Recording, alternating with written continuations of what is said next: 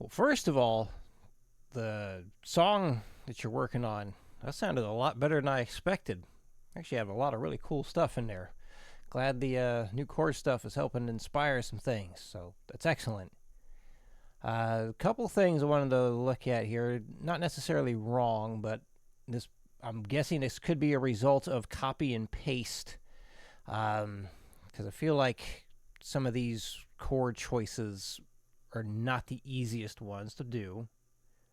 Now, if you chose the chord because it sounded best to you, makes sense. Um, yeah, let's make after putting in these chords. It's very important and necessary that you do play through everything as well. We don't want to just input it; we need to play it. So if you haven't played it yet, definitely do so because that's a huge part of this. Gotta play everything that's inputted. So, like here. Now, yes, that's an E minor, E suspended 4. That is an E sus2, back to E minor. However, the easiest way would be you have E minor, E sus4, and then this open E sus2 that we went over,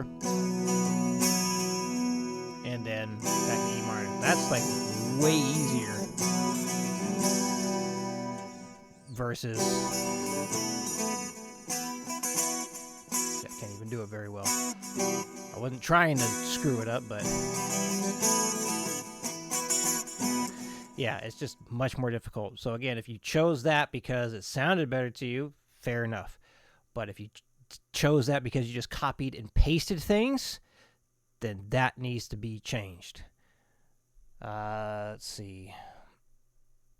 So yeah, because every time you have it like that, there's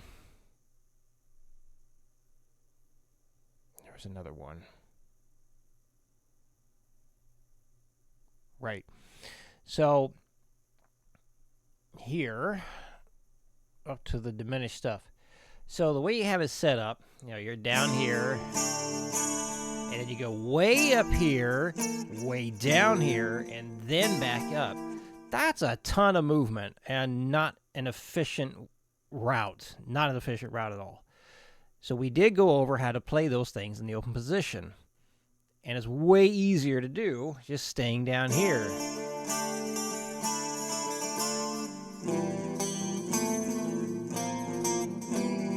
That's it.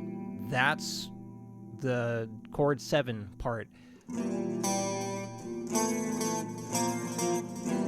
Which is much easier than jumping up here. I didn't play it right.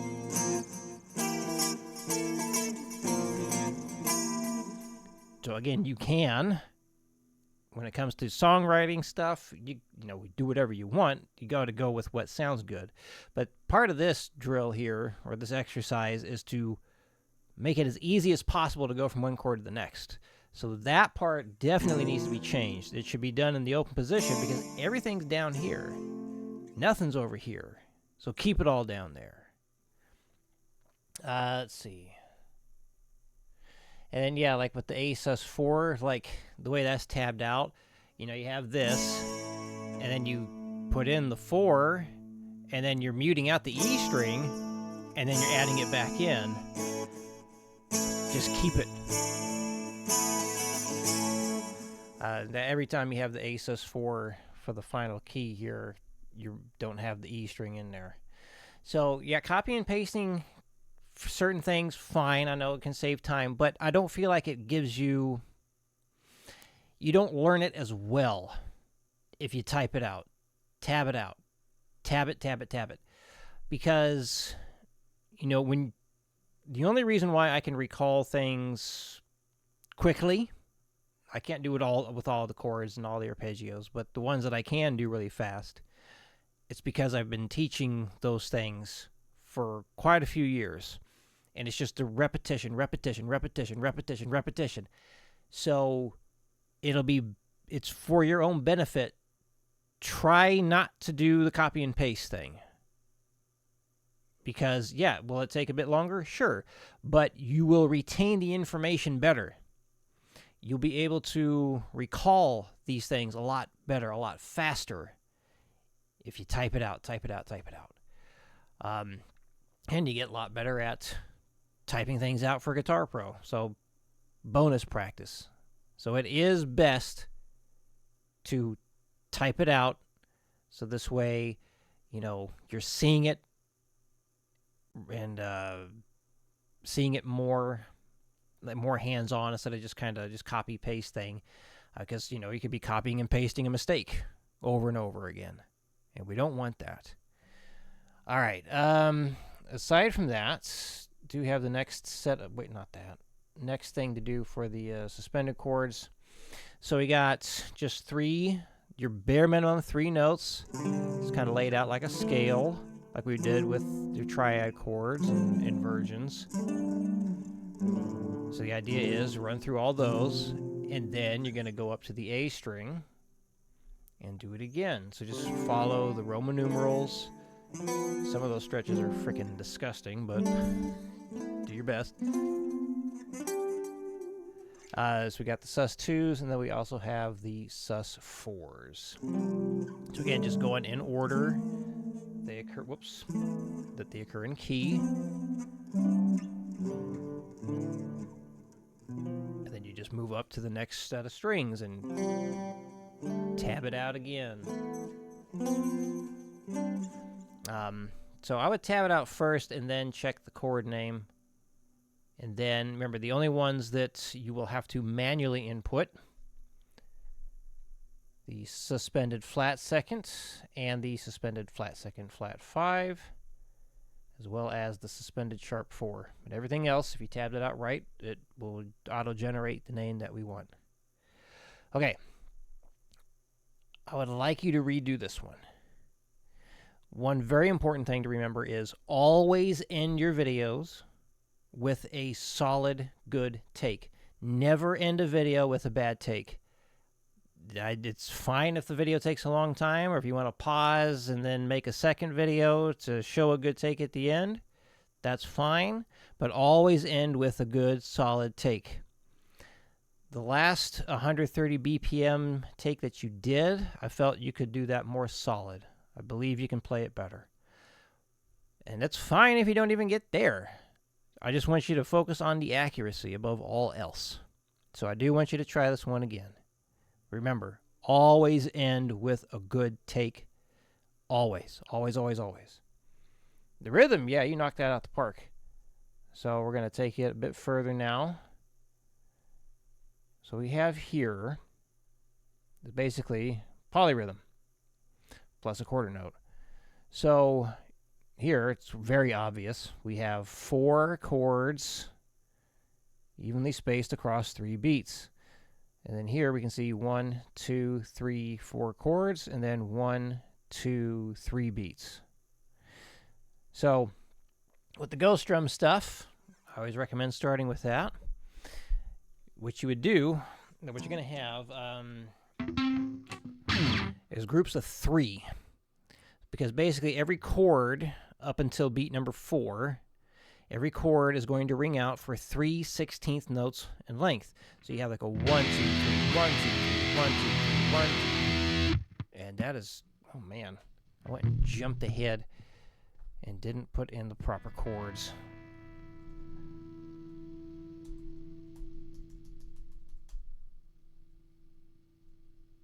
Wait. See, I copied and pasted and I screwed it up. Shame on me.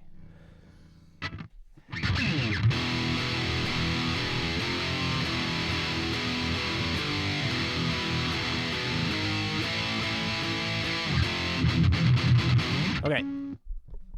So, yeah, the 3s. So you're gonna have like a 1, 2, 3, 1, 2, 3, 1, 2, 3, 1, 2, 3, change, 1, 2, 3, 1, 2, 3, 1, 2, 3, 1, 2, 3, 1, 2, 3, 1, 2, 3, 1, 2, 3, 1, 2, 3, 1, 2, 3, 1, 2, 3, 1, 2, 3. So when switching over to all downstrokes when it gets fast, again, totally fine. So things to think about when matching it up with the foot tapping and the click. Obviously here, everything's at the same time. That chord, you're going to be strumming that right before the foot tap. This one is in between the foot taps. And then this last chord here, last chord within the polyrhythm section, that's going to happen right after the foot tap. So just being aware of when those things happen, very important and helpful. So, like counting it out, you can do like the 1, 2, 3, 1, 2, 3, 1, 2, 3, 1, 2, 3, 1. I'm going to demonstrate that. And you can also count, you know, the chord you're strumming along with the downbeats to help keep everything spaced well. So that would be 1, a 2, and 3E, 4. 1, a 2, and 3E, 4. Here we go.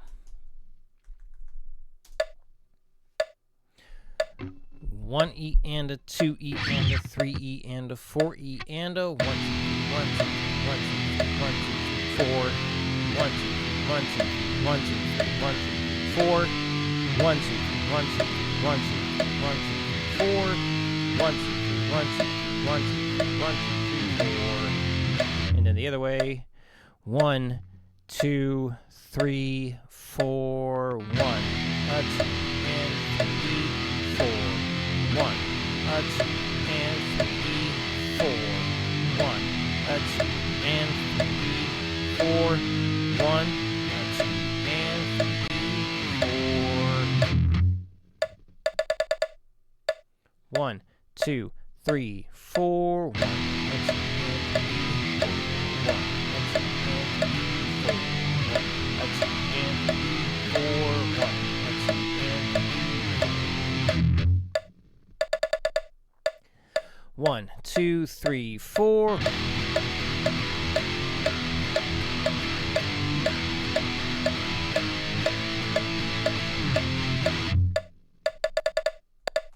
One, a 2 and 3, 4. 1, a 2 and 3, 4. 1,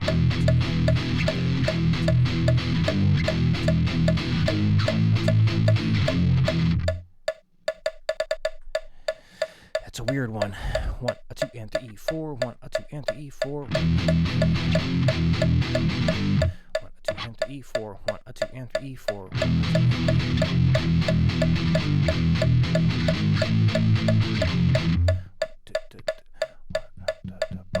2 and 3, 4. 1, a 2 and 3, 4. Damn it. 1, 2, 1, 2, 3, 4. 1, a 2 and 3, 4. 1, a 2 and 3, 4.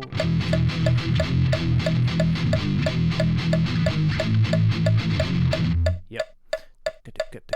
1, 2, 3, 4.